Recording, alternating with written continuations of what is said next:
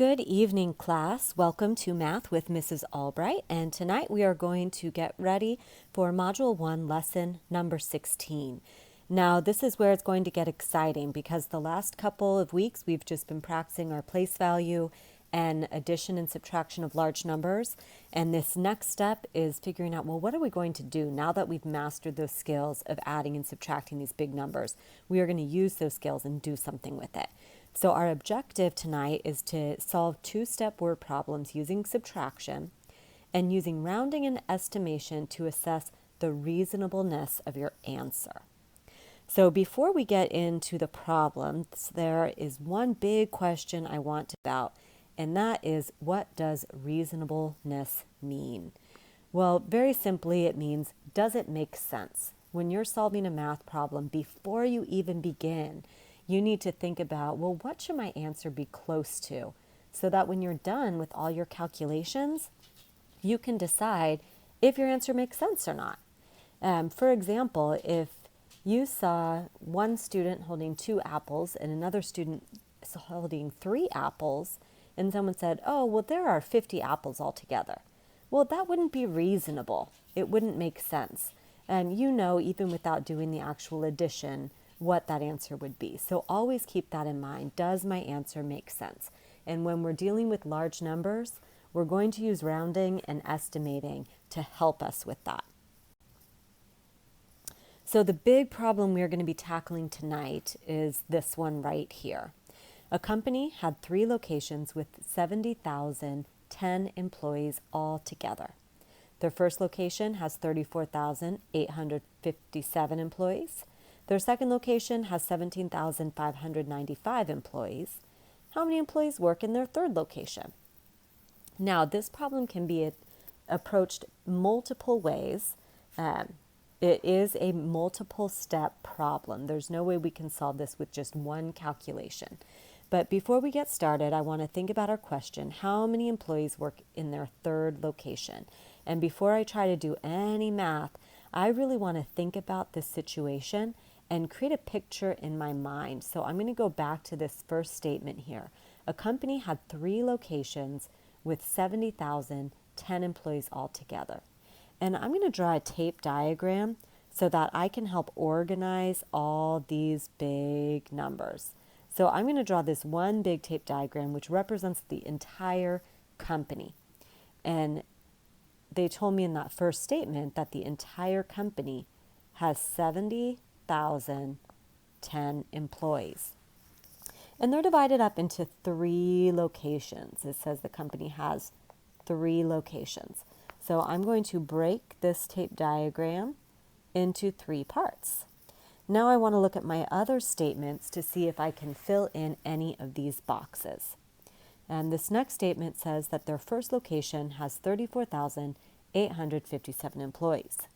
So I can go ahead and write that in here. So this is the first location, 34,857. Their second location has 17,595 employees. So I can fill that in here for my second box, 17,595 employees. This is our question mark. This third location is what we don't know. Now, before we start doing any subtracting or adding or any calculating, we need to come up with an estimate so that we have an idea of what this answer is going to be close to. So when I look at these numbers, this 35,857, I'm going to tell myself, you know what, that's pretty close to 35,000.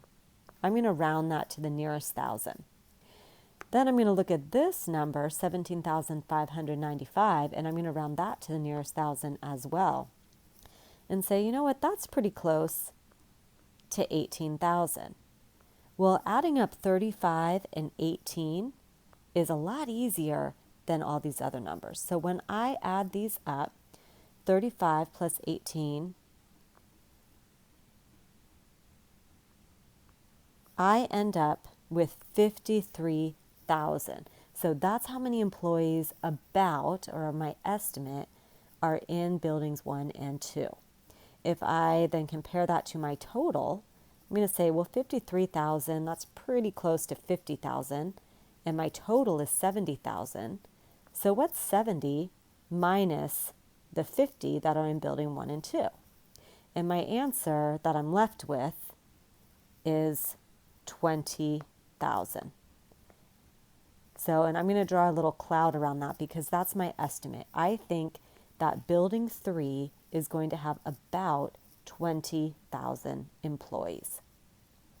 I could have done this even more simply if I had rounded to the nearest 10,000. I could have said, you know what? Building 1 is about 30,000 if I'm rounding it to the nearest 10,000. Building 2 is about 20,000. Together, that's 50,000. And if I subtract my 50 from my 70,000 total, I get that same ballpark estimate. So now that we have our estimate, I know my answer is going to be close to 20,000. That will help me decide when I get my final answer if I'm on the right track or not. Now I can go ahead and try to solve this problem. Now I can approach this multiple ways. I can start with my whole, take away the employees in building 1, take away and then get my answer for that, take away the employees in building 2, and then that answer would be what's left over in 3. So that's one strategy where I could subtract twice. I can take away this, and get my answer. The other strategy, for those of you that might not like subtraction as much or maybe don't feel as comfortable with it as addition, I can take these two and put them together. So I can add all the employees that are in building 1 and building 2 together and then subtract that amount from the total, and that would also give me what's left in the third building. So let's go ahead and start solving this problem. Now, because I am comfortable with subtraction, I'm going to do the repeated subtraction method. So I'm going to start with my 70,000, 10 employees that I have total, and I'm going to take the employees that are in their first location away first. So 34,857. And I'm going to use the standard algorithm to solve this. So here, 0 minus 7, I'm going to have to borrow. So now I have 10 minus 7, and that's 3. Now again, I have 0 minus 7, 0 minus 8, 0 minus 4. I'm going to need to go all the way over here to my 10,000s place.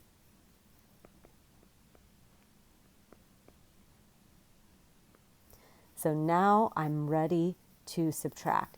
And if that was a little too fast for you, or you don't feel confident with that subtraction, with the regrouping across zeros, you can always go back and watch those video lessons again. So now 10 minus 5 is 5, 9 minus 8 is 1, 9 minus 4 is 5, 6 minus 3 is 3. So now when I take away the employees that were in building 1, I'm left with 35,153 employees. Now I'm going to subtract again and take away the employees that are in the second location. And again, I'm going to do my standard algorithm. And remember, you can always go back and watch those other videos if you need some help remembering the steps. So now I'm ready to subtract. 13 minus 5.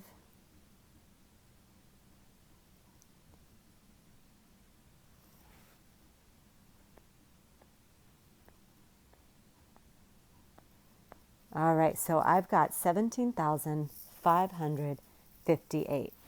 I'm going to go back to the previous slide and remind myself of what my estimate was. And if you remember, we had said our estimate was about 20,000. Well, if I round 17,558 to the nearest 10,000, that would be 20,000. So does my answer make sense? Does it seem reasonable? That's the question you always want to ask yourself. And since this is pretty close to 20,000, I'm going to say, yes, I do think that's reasonable. The last thing I'm going to do before finishing this problem is I'm going to check my work. And since this was a subtraction problem, we can add up those 3 parts and check our work using addition.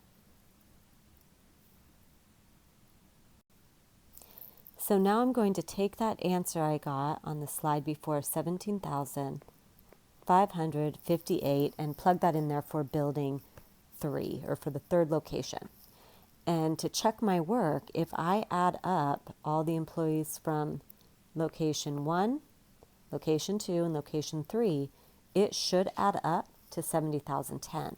So we're just going to check our work and see how we did. 34,857, 17,595, 17,558, and we are going to add these up.